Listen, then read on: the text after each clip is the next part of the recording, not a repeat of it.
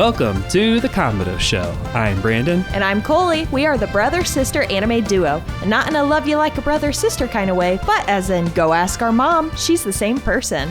This show is an anime lover safe haven catered toward the average anime lover, free from spoilers. This episode, we are going to be talking about Dragon Ball Daima Episodes 13, 14, and 15. So let's get started. All right, very good. Well, first, before we start, in the spirit of Dragon Ball, you might notice we're wearing these shirts that say Spirit Bomb, which is in reference to Goku's Spirit Bomb technique that he learns from King Kai. But there's actually more to it here. Spirit Bomb is also the name of an anime band. Yeah, a band that we are huge fans of and like to support. We love Spirit Bomb. So they play all over the nation, and they'll come to our local area from time to time. So anytime they're nearby, we always make it a point to go to their concerts. So they're a lot of fun for anybody who's a fan of anime, and it's a really good time. Mm-hmm. Yeah.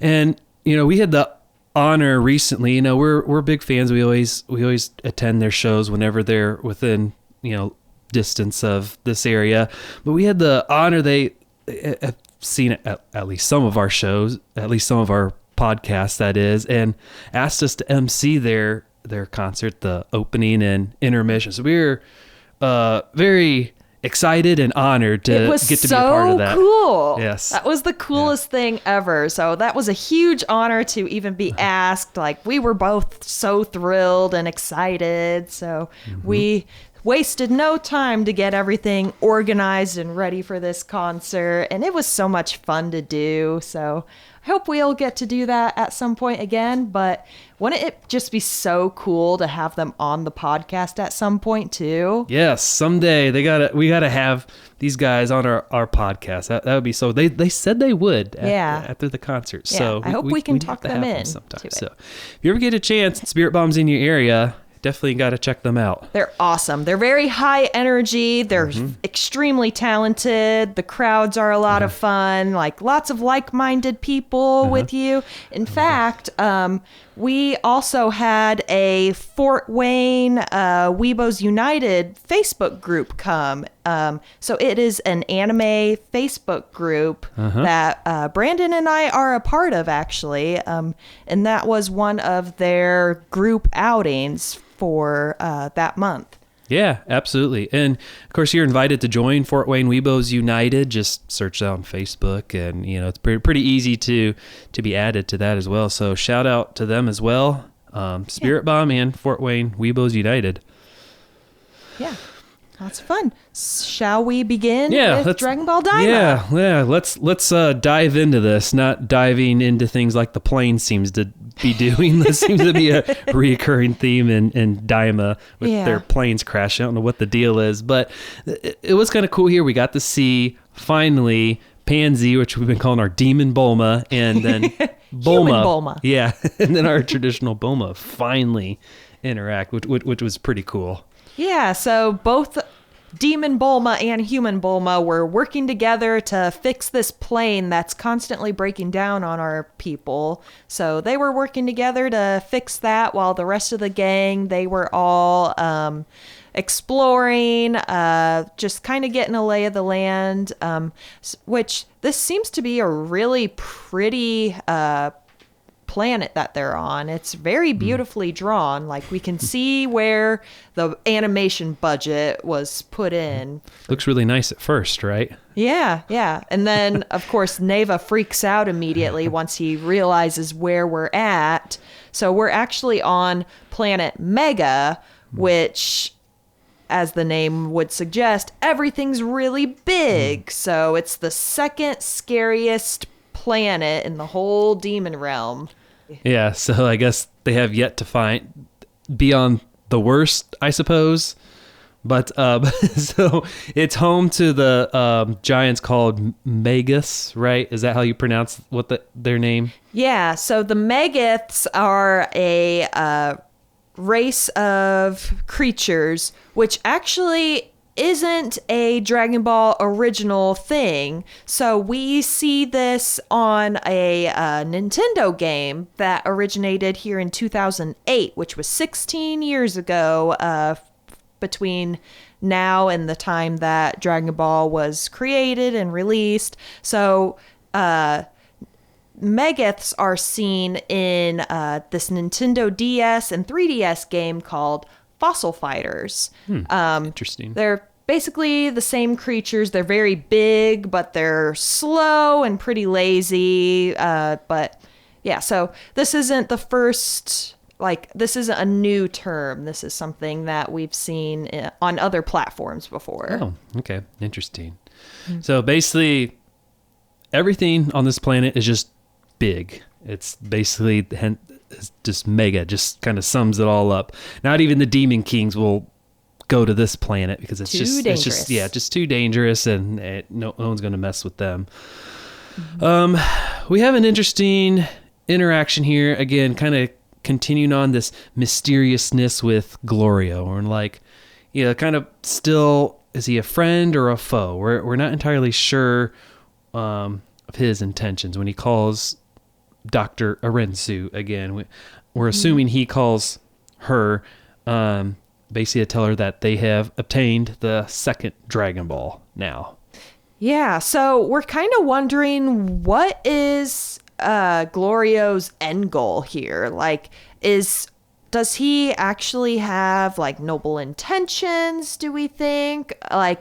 A couple of theories we had tossed around are is he planning on double crossing Dr. Arensu? He's going to be maybe double crossing her and using the wish for himself before she gets the opportunity to? Or what is he planning on doing? And what do you think he would wish for if he had the opportunity to make the wish? Is he for sure? Has that for sure been his goal all along, to get the Dragon Balls? I kind of forget how he started out. Or is he just wanting to overthrow or perhaps get rid of the current rulers? Does he for sure want to get the Dragon Balls? That's been his thing all along. I mean, who knows? It's been a minute since I saw the first few episodes. As of right now, he's just kind of I'm getting paid to do this job. This is the job that I was hired to do. Okay. As far as we know right now in the series.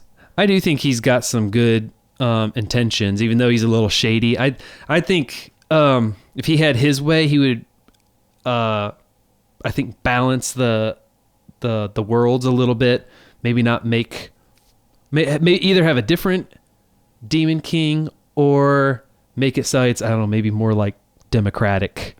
And a little more equality. But I don't know. What do you think? Yeah, I think he would probably wish for the community just to be safer as a whole. The third demon realm, it's just not a safe area to be in. It's pretty dangerous and run down, and just a lot of segregation between the different worlds. So I think he'd probably wish for better circumstances. Yeah, do away with the collars, probably, for sure. Oh yeah. No one likes those. Yeah. Well, we have reasons to believe that Glorio is good, and there's a few reasons why we think this. Recall that dog attack where Glorio shoots that dog to draw attention away from Goku to basically help out. He really didn't need to do that. He didn't have to do that. We've already obtained all the Dragon Balls. He could have just let the dogs attack everyone, and he could have slipped off with the Dragon Balls and just been on his merry way, saved himself a little bit of a headache down the road. Yeah, it's not like Goku's exactly the most respectful toward him either. I mean, I guess Goku's not mean, but maybe just not getting his name right is kind of a slap in the face. We're going to have to go through my list again one of these days, but on this episode we can add Galero to the list of things that Goku calls him wrong. And it's funny is he just responded. He just knew that Goku must be talking to me. He's close enough. Yeah. Is he even correcting him anymore at this point, or is he just kind of accepting it? I don't know if he's corrected him lately. I don't know. But since we're kind of on the topic of wishing, I'll kick a question to our audience, and I'll go ahead and ask Brandon while we're here. If you could wish for anything with the Demon Realm Dragon Ball rules being applied, what would you wish for? Ooh, easy to have Spirit Bomb on our podcast. Ooh. Or maybe do more shows with them. Yeah. Is that a good one? That is a great one. Yeah.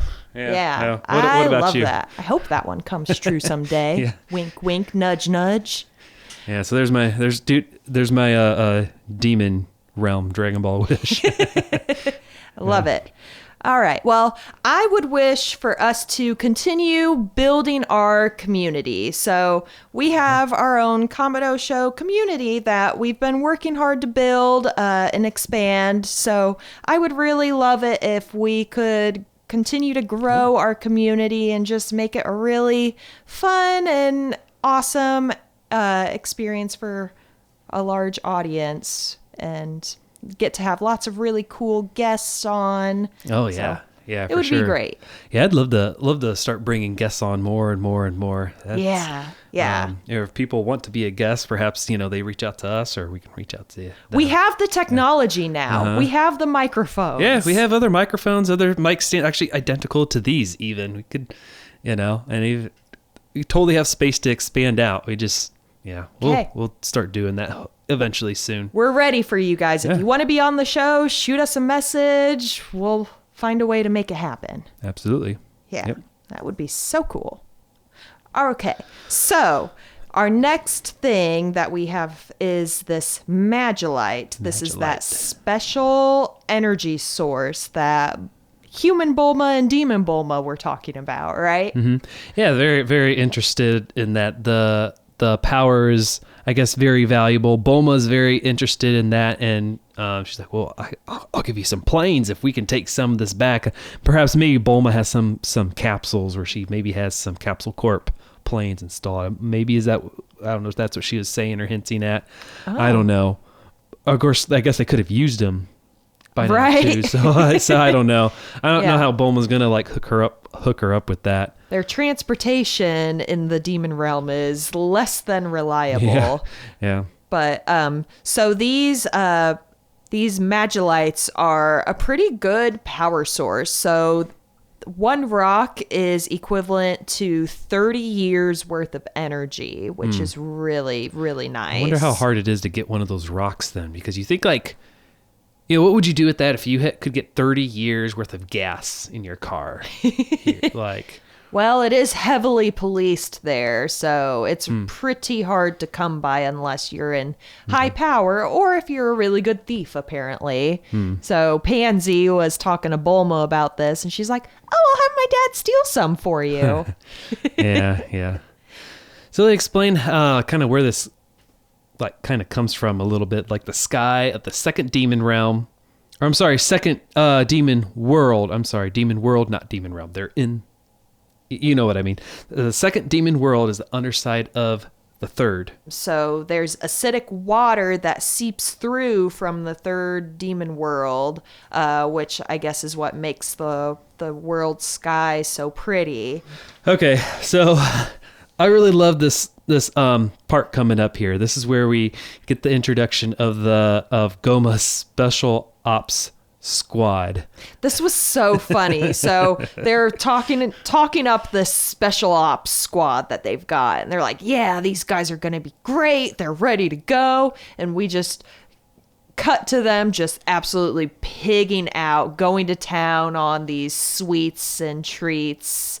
And then as soon as these guys realize, oh shoot, the king is here, we gotta look super cool. So they do all these different funky poses. Oh my gosh, yeah, just here we go. Ginyu Force all over again.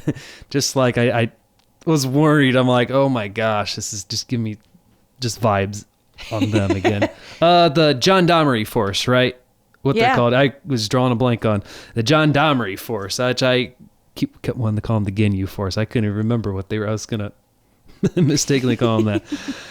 All right, so I love this part is so stupid it's almost funny. They, had this whole show prepared for for the D-Big King. And I guess their first thing is like pull out our weapons and they just start blowing everything up. I'm like, you're in the castle, you're not outside. What is going on? They're shooting out all of the lights in the king's palace. And like for once in anime, someone is actually going like, you're going to pay for all of this. Like, why are you breaking all of my stuff? I hired you guys to do this job. This is coming out of your paychecks, guys. Well, and apparently they did because they didn't have money later on for coup and do with the when they're gonna just they're probably so used to just having money, and then they finally so perhaps it did get taken out of their paychecks right away. I thought that was an interesting scene to add in this episode because like it makes it seem like these guys aren't bad guys. Like they're nice to random children. Like they didn't have to buy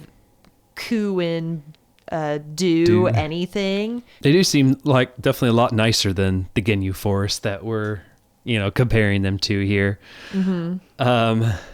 All right, so let's get into their poses a little bit. What do you think of the poses? Do you have a favorite? Are they all just stupid? They're fun. Stupid is a harsh word. They're fun.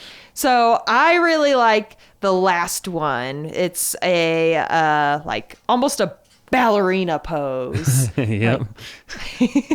Yeah. So I don't know if we like throw up stills of us doing them later to keep things clean. We can do them here. Just move your mic off to the side. Okay. Follow you with it. All right. Just don't run in front of the table.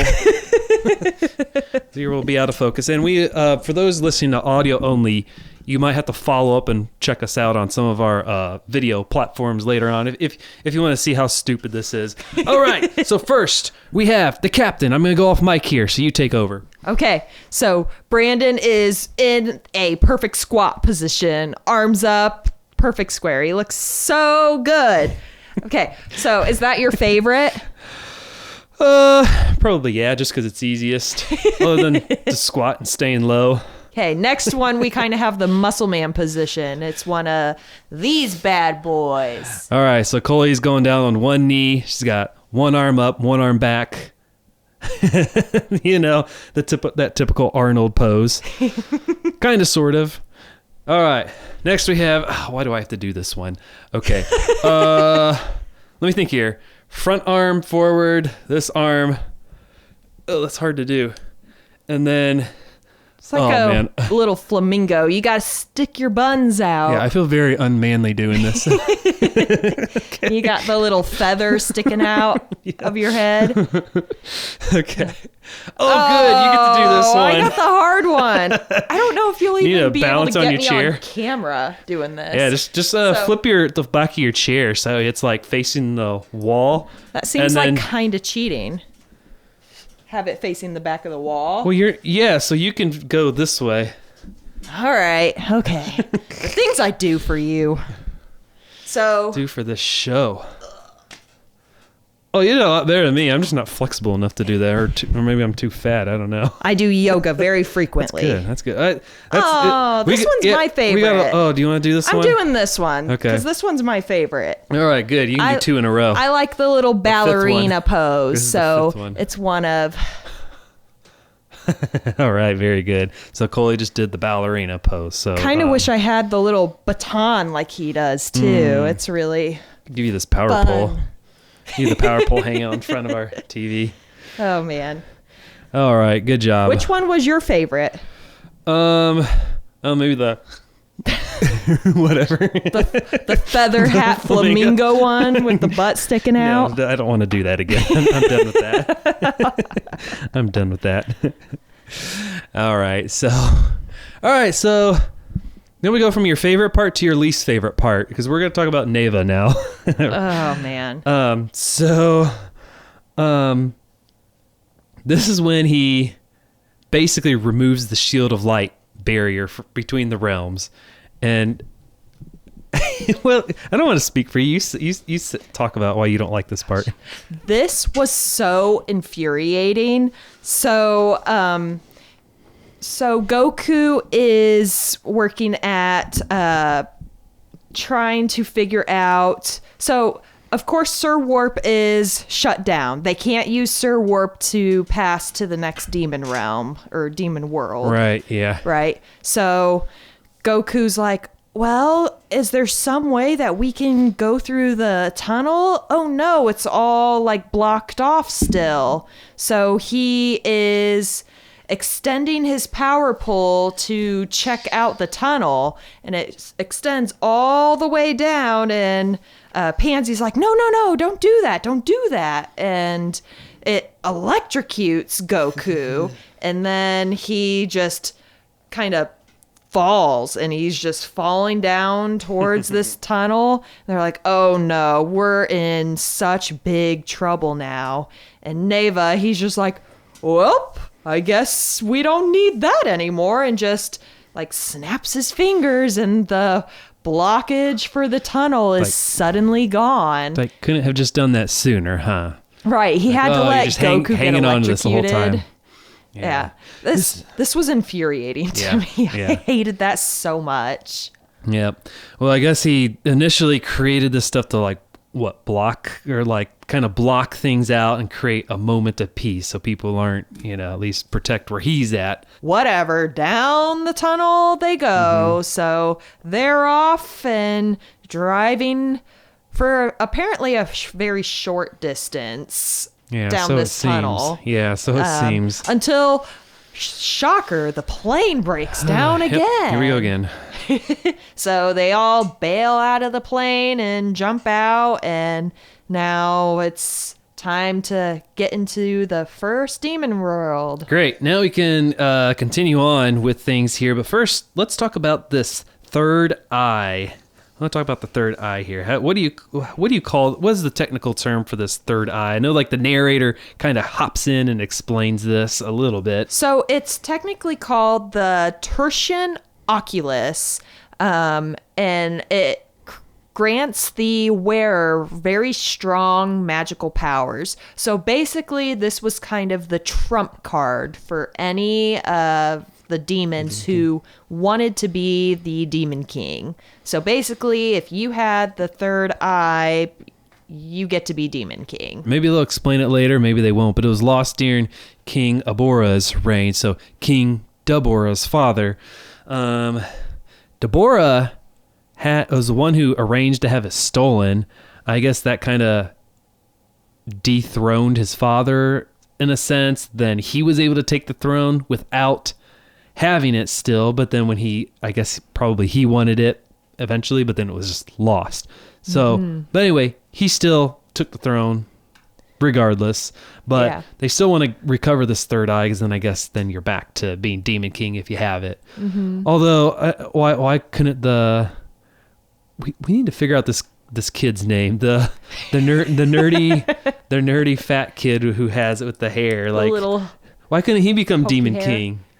Yeah. Just doesn't know how to wield the power, or what? You're supposed to stick it on your forehead. Oh, you gotta, okay. It's gotta be on your forehead in order for it to work, I think. Okay. So he's using it as a really neat fashion accessory. So that doesn't count, huh? Yep, not quite. I mean, it's probably not even technically touching him. It's on his belt buckle. So it was really funny how they had this,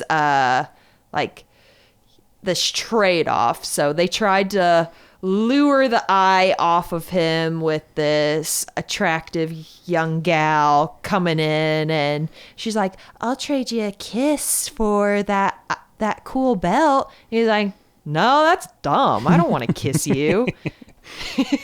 Now, if it were Bulma, yeah, he said the same thing. He's only got eyes for Bulma, apparently. But he was willing to trade her hat for that belt. Which the gal can't even here. The gal was truly humbled in that moment, because she was walking in there thinking that she was hot stuff. So we shift from humor to a little more serious now. So now we're getting in the fight with the army. Goku, he asks Neva for help. Another at one infuriating point. moment. Yep, I know. We're just hating on Neva for very good reason in this episode. Neva just goes, "Nah, I'm just here to help you make a wish." Mm-hmm. So they're out like guns ablazing, shooting at Goku, Vegeta, everyone, and just Goku's crew is completely getting gunned out. So their guns seem to be kind of similar to the shock that Goku received. That shield or whatever. Yeah, that the what's his name? shield on the tunnel that Neva put up. Yeah. Apparently these guns are pretty powerful, like even so much so that the powerful Vegeta, he had to ask Goku for a revive bug. Like he set his pride aside and was like, give me one of those bugs. So he obviously had to have been hurting pretty bad to ask Goku for help. So seems like they're just getting overwhelmed, like you said, with all the gunfire. But there's some kind of cavalry that arrives, which ends up, to our surprise, Pansy's dad and his army, his own little army. Yeah. So he's dropping bombs on all of these like tanks and enemies. So they're making a huge difference, helping out Goku's crew. And then this was such a shocking moment. Just a piece of debris, I think it was, just shot up and just completely knocked their plane out of the sky. And what were you thinking in that moment? I was thinking, I think kind of what they wanted you to, thinking that plane was destroyed and possibly everyone in it.